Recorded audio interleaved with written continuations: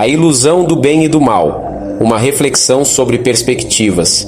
Como a relatividade das ações redefine o conceito de moralidade. Saudações, pessoal. Max Lucifer aqui. Bem-vindos a mais um vídeo. Esse é o terceiro vídeo, falando sobre o mesmo assunto. A inexistência do bem e do mal. Faz-se necessário devido à complexidade do assunto. Olha só, a humanidade sempre criou essa ideia de uma batalha eterna entre o bem e o mal, com figuras como Deus e o diabo, tá ligado? Essa briga é a base de várias religiões e filosofias que tentam explicar o mundo e a moralidade. Mas será que esses conceitos de bem e mal realmente existem ou são só invenções da nossa cabeça? Vamos explorar a ideia de que o bem e o mal absolutos não têm base e que as ações podem ser julgadas de jeitos diferentes, dependendo de quem tá olhando, de quando e de onde, saca? Vamos nessa. Quando eu digo que o bem e o mal não existem, não tô dizendo que as ações que a galera considera boas ou más deixaram de existir. Elas continuam lá, do jeito que sempre foram, mano. O que quero dizer é que o mal, em essência, não existe. Aquilo que eu não concordava antes e chamava de mal, eu ainda vou continuar não concordando. Mas agora eu entendo que o mal, na real, não é uma coisa em si. São só ações que eu discordo, tá ligado? Isso vale pra história de Deus e diabo. Não é porque um ser é chamado de diabo que tudo que ele faz é mal, assim como não é porque é Deus que tudo que ele faz é bom. Tira essa ideia de que Deus é bom e diabo é mal, e fica muito mais fácil questionar as atitudes desses seres, saca? A galera tem essa visão de que Deus é absoluto. Então, mesmo que discordem de uma ação, não questionam. É tipo, Deus é amor, Deus é do bem e pronto, não tem discussão. Agora, quando você tira essa visão de bem e mal e vê tudo como ações cruas, fica mais fácil entender. O bem e o mal vão depender da sua visão, da sua perspectiva. Olha para uma ação e diz: essa parada aqui eu não gostei, tá errada.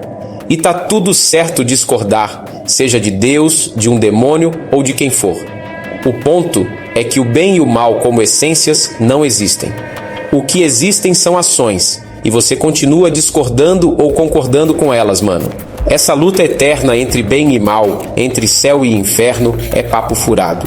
O que existe de verdade são ações e reações, causas e consequências. Se você olhar de outro ângulo, um ser que antes era visto como maligno pode ter feito algo que, sob outra perspectiva, não era tão mal assim. E o contrário também vale. Um ser considerado benigno pode ter tomado atitudes que, com outra visão, não eram tão boas assim. O que realmente existe são perspectivas e visões de interesse. Depende de que lado da história você tá. No final das contas, o que existe são ações e reações. Deus pode ter feito coisas boas para um grupo específico em um determinado tempo, assim como Lúcifer, Satanás, demônios, etc. Podem ter tomado ações boas se você olhar de outro ângulo, sem tentar rotular ninguém como totalmente bom ou totalmente mal. Entendeu, mano? Outra coisa que precisa ficar clara é que o fato de não existir bem e mal absolutos não significa que alguma atitude não possa ser considerada ruim. O que quero dizer é que, na minha visão, não existe um bem absoluto como Deus, nem um mal absoluto como o diabo. Não tem essa de personificar o bem e o mal, saca? Essa eterna guerra entre bem e mal não existe, porque não há um bem absoluto, nem um mal absoluto.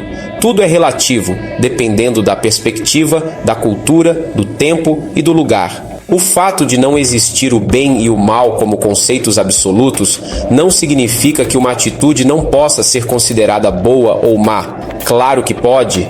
Isso vai ser baseado na cultura, no tempo em que você vive e na concepção que você tem do que é bom ou ruim. Olha só, você não concorda com assassinato e eu também não. A ação de alguém cometer um assassinato, na nossa visão, é ruim, é reprovável. Para mim, isso é uma atitude maligna. Mas dependendo do local, da época ou do motivo que levou a pessoa a cometer o assassinato, essa atitude pode ser vista como benigna. Vamos supor que ele matou alguém para proteger a família. Dependendo da perspectiva, aquele assassinato pode ser visto como bom ou ruim. Mas isso não representa um mal absoluto. É um mal que existe naquele contexto, naquele tempo e lugar. E, dependendo da visão de quem olha, a mesma pessoa que matou pode ter feito coisas boas também. O ponto aqui é deixar claro que essa guerra essencial entre bem e mal não existe. O que existe são lutas e batalhas entre seres, entre pessoas, cada um defendendo seus próprios pontos de vista. Com o tempo, a religiosidade transformou certos grupos em malignos e outros em benignos, fazendo com que os malignos fossem a personificação do mal e os benignos a personificação do bem. Essa visão dualista não reflete a complexidade humana. Cada ser tem em si tanto coisas boas quanto ruins. A ação pode ser taxada como boa ou má, mas isso depende da perspectiva.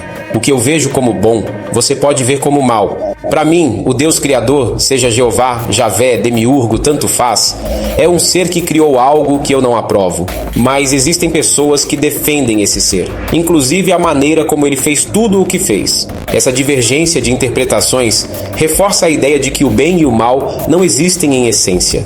As ações podem ser classificadas, mas a essência do mal que governa o mundo ou do bem que tenta salvá-lo simplesmente não se sustenta.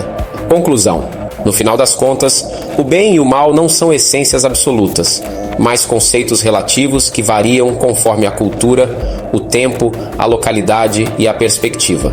A humanidade criou a ideia de uma batalha eterna entre essas forças, personificando-as em figuras divinas ou demoníacas. Mas quando olhamos mais de perto, percebemos que o que realmente existe são ações e reações que podem ser julgadas de diferentes formas, dependendo do ponto de vista. A essência do bem ou do mal, como algo imutável e universal, simplesmente não existe. O que temos são diferentes perspectivas sobre as mesmas ações, e cabe a cada um decidir o que considera justo ou injusto, correto ou incorreto, à luz de suas próprias convicções e experiências, tá ligado? E é por isso que eu digo sempre: pare, pense, pesquise, reflita, analise e questione. Questione tudo. Questione este conteúdo que você acabou de ver.